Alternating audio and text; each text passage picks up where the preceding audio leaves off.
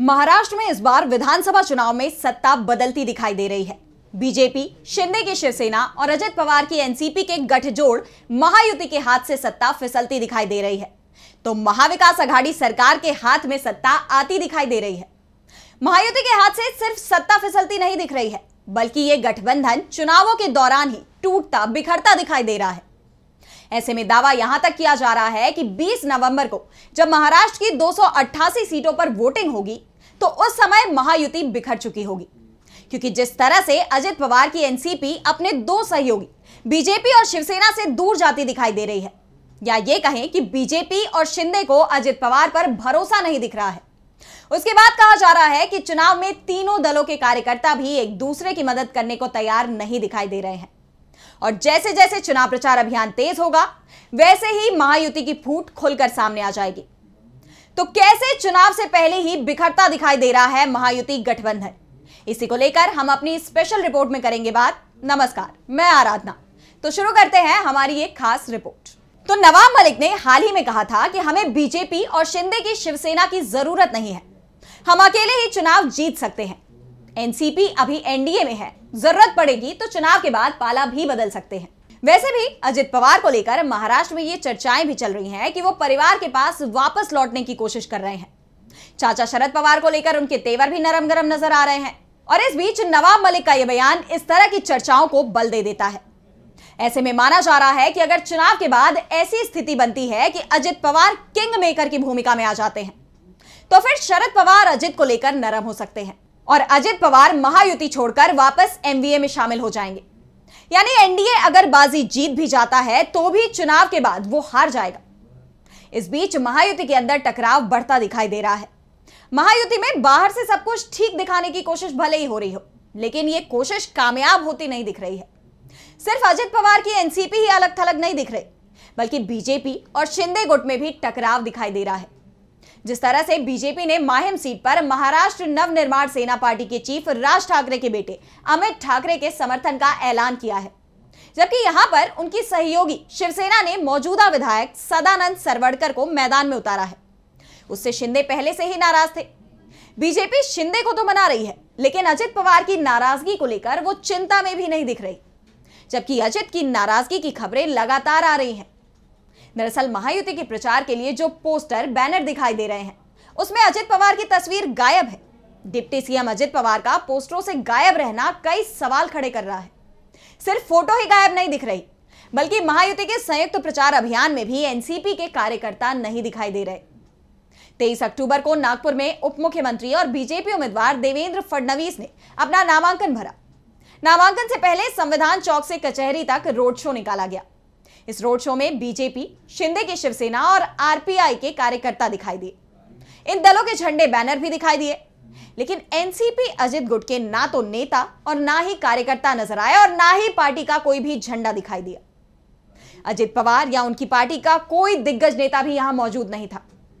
और जब इसे लेकर सवाल अजित गुट के नेताओं से पूछा गया, तो उनका कहना था कि हमारी पार्टी विदर्भ रीजन में पहले भी कमजोर थी, इसलिए फडणवीस की नामांकन रैली में एनसीपी के झंडे और पोस्टर नहीं दिखाई दिए।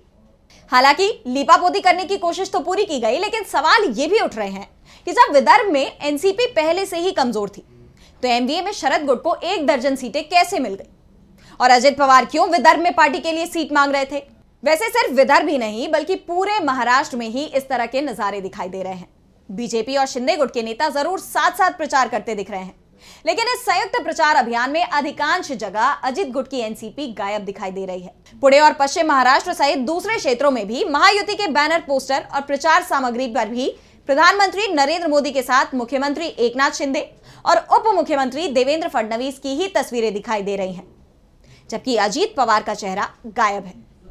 देखा जाए तो पश्चिम महाराष्ट्र तो अजित पवार के प्रभाव वाला ही क्षेत्र माना जाता है।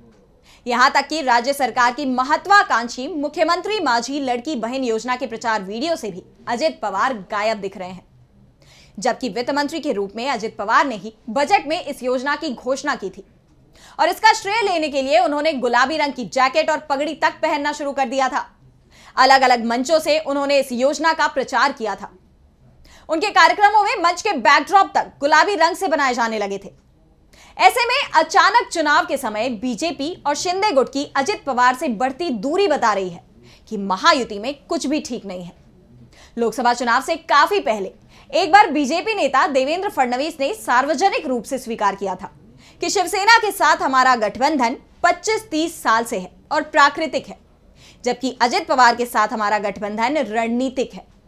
लोकसभा चुनाव में शिंदे के शिवसेना के वोट बीजेपी के पक्ष में ट्रांसफर हुए, लेकिन अजित गुट का वोट हमारे गठबंधन को नहीं मिला। अगर अजित गुट का वोट भी मिलता तो हमारी स्थिति बेहतर होती। यानी एक तरह से उन्होंने लोकसभा चुनाव में मिली हार के लिए अजित पवार गुट को जिम्मेदार ठहरा दिया। वैसे अजित पवार के साथ महायुति में विवाद पोस्टरों तक ही नहीं दिख रहा, बल्कि प्रचार में भी शिंदे और बीजेपी अजित पवार के उम्मीदवारों से दूरी बनाते दिख रहे हैं। मुंबई की बांद्रा ईस्ट सीट से बाबा सिद्दीकी के बेटे जीशान सिद्दीकी, विवादों में घिरे रहे पूर्व मंत्री नवाब मलिक की बेटी सना मलिक जो अणुशक्ति नगर से चुनाव लड़ रही हैं, और मानखुर्द शिवाजी नगर से नवाब मलिक को टिकट देकर भी अजित पवार ने एक संदेश देने की कोशिश की है कि वो बीजेपी के दबाव में नहीं है, जबकि बीजेपी कह चुकी है कि वो नवाब मलिक का प्रचार नहीं करेगी। सना मलिक और जीशान सिद्दीकी के चुनाव प्रचार में भी बीजेपी और शिंदे गुट के बड़े नेता शामिल नहीं होंगे, ये भी तय माना जा रहा है। यानी एक तरह से अजित पवार के उम्मीदवारों के प्रचार प्रसार में बीजेपी और शिंदे गुट शामिल नहीं होगा, जिसके बाद अजित पवार गुट की महायुति के बाकी दोनों सहयोगी दलों से टकरार बढ़ती दिखाई दे रही है। तो दूसरी तरफ अजित पवार भी अपने चुनावी भाषणों में कहते सुने जा सकते हैं कि हमने महायुति से गठबंधन करके शाहू, फूले, अंबेडकर की विचारधारा को नहीं छोड़ा। यह नारा अक्सर दक्षिण पंथ से दूरी बनाकर रखने वाले दल ही लगाते हैं, जिसके बाद साफ है कि अजित महायुति से अलग रास्ता बनाने की तैयारी में है। तो महायुति भी अजित को किनारे लगाने की कोशिश कर रहा है, जिससे चुनाव से पहले ही महायुति गठबंधन कमजोर होता दिखाई दे रहा है। महायुति का दूसरे दलों बीजेपी और शिवसेना के कार्यकर्ताओं और समर्थकों को अजित पवार का साथ आना अभी भी रास नहीं आ रहा है। तो दूसरी तरफ एनसीपी के भी मतदाता अजित पवार के पूरी तरह भाजपामय हो जाने को अच्छा नहीं मानते। यानी कि अजित पवार की मदद लोकसभा चुनाव की तरह ही इस बार भी महायुति को नहीं मिलेगी। और जो बात देवेंद्र फडणवीस ने लोकसभा चुनाव के बाद कही थी कि अजित पवार गुट के वोट बीजेपी को नहीं मिले, वही बात वो विधानसभा चुनाव के बाद भी दोहरा सकते हैं। जिस तरह से अजित पवार को अलग थलग करने की कोशिश महायुति में हो रही है, उससे एनसीपी के नेता नाराज बताए जा रहे हैं। इस समय विधानसभा चुनाव चल रहा है और ये बात एनसीपी नेताओं को पता है कि चुनाव 2 ध्रुवीय होना है। ऐसे में अगर अलग होकर चुनाव लड़ा गया तो इसका नुकसान और बड़ा हो सकता है।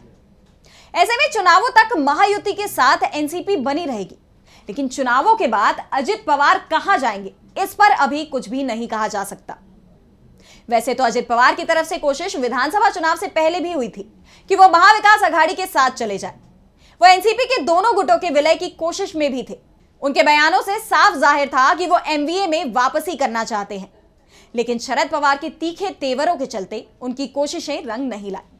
और अब तो शरद पवार ने ही अजित को पूरी तरह से किनारे लगाने की तैयारी भी कर ली है। बारामती सीट से अजित के खिलाफ उनके ही भतीजे युगेंद्र पवार को मैदान में उतार दिया है। ऐसे में अजित की कोशिश है कि किसी तरह से एनसीपी इतनी सीट ले आए कि वो किंग मेकर की भूमिका में आ जाए। वैसे अभी तो यह भी मुश्किल लग रहा है, क्योंकि जो भी सर्वे रिपोर्ट सामने आ रही है उसमें एमवीए को स्पष्ट बहुमत मिलता दिखाई दे रहा है। तो आज इस स्पेशल रिपोर्ट में इतना ही। अब मुझे दीजिए इजाजत और आप बने रहिए डीबी लाइव के साथ। नमस्कार।